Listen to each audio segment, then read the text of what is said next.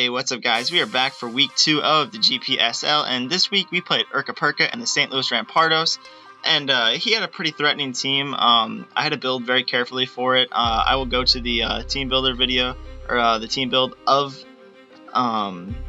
against him, because it took me a while to do it. So I chose the Choice Banded Entei set, and I just have Reflect on there for shits and giggles pretty much.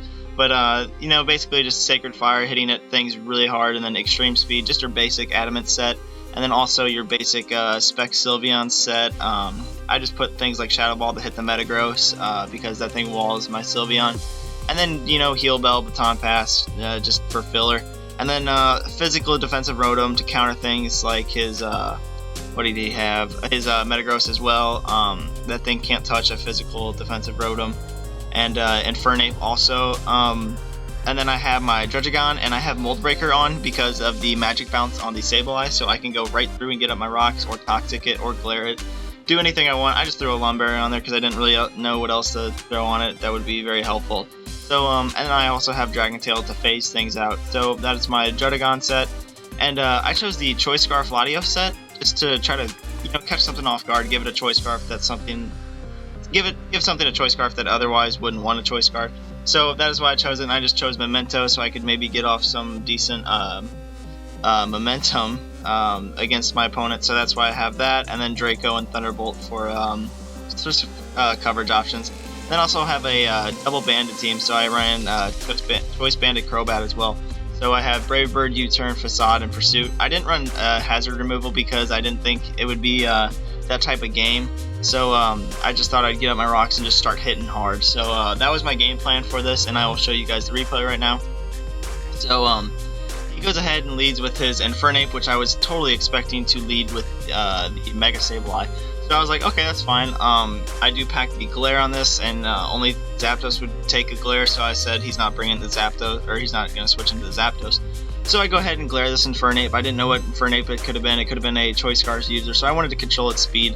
So then I get up my rocks, and I don't really care if he Will-O-Wisp me. This thing is not an attacking threat, as he just Stealth Rocks up himself, because Infernape gets Stealth Rock for some reason, who knows why. But anyways, then he Will-O-Wisp me as I go ahead and hit him with the Dragon Tail. And I'm just trying to glare as many things as I can, just speed control, because my team isn't very fast. I have Sylveon, it's pretty slow, but I want to be able to hit hard with it. So my play is just to start whittling things down, and this Hoopa was a huge threat, so I wanted to definitely get a glare off on it. And I'm able to do so, which is very nice. So now 2 of his Pokemon are paralyzed, Druddigon doing its work by getting up rocks and just making things a lot easier for my team. So he goes ahead and switches out, and I just sack this thing by clicking Dragon Tail one more time, hoping to get maybe a Psych or a Flying type out on here.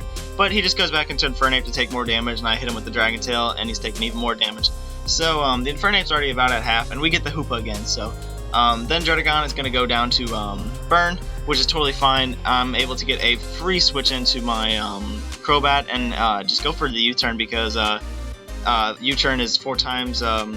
it hits this thing 4 times effective, so he's just going to stack the Hoopa here on the U-Turn. I could have gained momentum if you wanted to switch out on anything, and nothing really wanted to take the U-Turn, barring his 2 flying types. So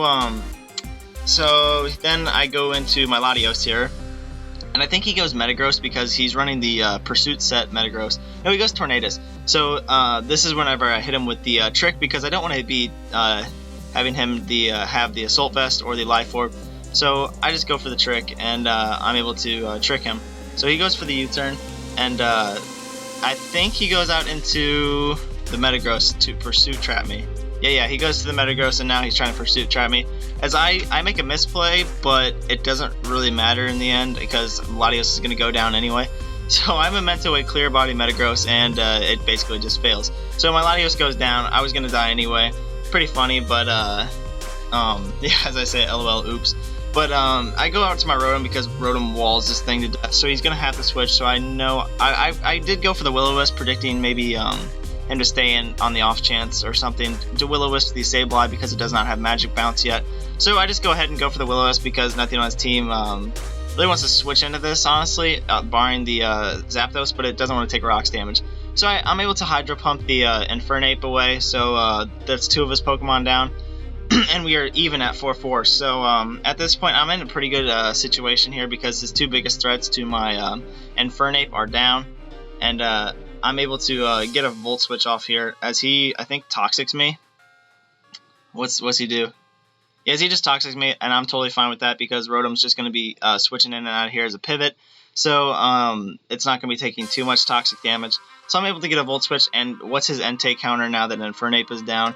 Nothing, so I go out into it, and there's nothing that wants to take a Banded Sacred Fire here. Sableye will go down, every Pokemon on his team will go down, so I'm able to pick up a kill here, and Sableye does go down, which is awesome because I didn't want to deal with that thing really. So now he brings out his Tornadus and he's Choice Scarf, so he outspeeds me no matter what.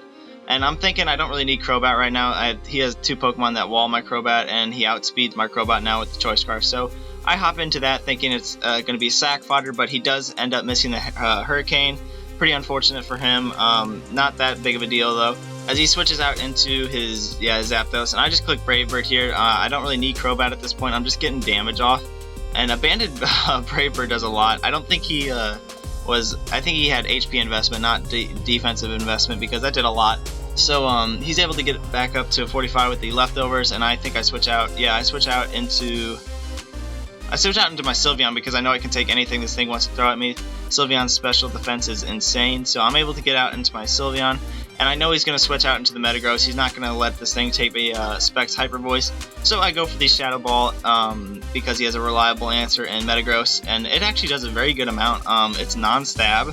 And Specs, with a modest Specs Sylveon, still did 46% to an Assault Vest Metagross. I was pretty impressed. So obviously I'm not going to stay in here. I switch right back into my Rotom, because this thing walls Metagross to death, and nothing wants to really, look at this, it does 9% with a Meteor Mash, so that's what you get from Rotom. I don't even think I'm fully Fizz-Def, but that's just the insane bulk of Rotom. So now I just Will-O-Wisp it just to make it less of a threat, and it's not going to be killing Sylveon anytime soon. So he's just going to go ahead and keep spamming Pursuit. I'm pretty sure at this point his Metagross doesn't really do anything. It dies to every member of my team now. So I don't think he's really, he doesn't really care that if it goes down. So I'm Volt Switching on out of here just in case he switched. But he just pursues me again, and I'm totally fine with that. My Rotom's still over half. It can take hits from his Tornadus very well still, now that he's not Life Orb too. So I know he has BP, but I'm going out here to sack Crobat pretty much. And I don't know if the crit mattered, but he does crit the BP. It still doesn't matter. It doesn't change the outcome of the game. I was going to sack it anyway. So Crobat goes down, but then his Metagross will go down to the burn. So now it is 3-2 in my favor. And I think I just go back out into my Sylveon, because I know Sylveon can eat whatever he wants to throw out. So let's see what I just go Sylveon. And something is dying on his team by Hyper Voice. Hyper Voice just destroys so many things. He has no resists anymore, as he just Thunderbolts, hoping for a para probably is his best play. And I just Hyper Voice this thing away. And his Zapdos goes down, and he brings out the Tornadus. And he's just going to Hurricane. And he actually does hit the Hurricane this time, but Sylveon eats it very well. It only brings me down to 10%, and he does not get a Confusion. So I'm able to kill his Tornadus, and that will be a good game. So that was a very good week 2 of the GPSL, and very good battle for my opponent, ErcaPerca. We're really good friends. I hope to have a good rematch with him later in the year. Maybe he'll come back and destroy me. Who knows? I'm looking forward to it, and I'm looking forward to the rest of the season. So that'll be the video, guys, and thanks for watching.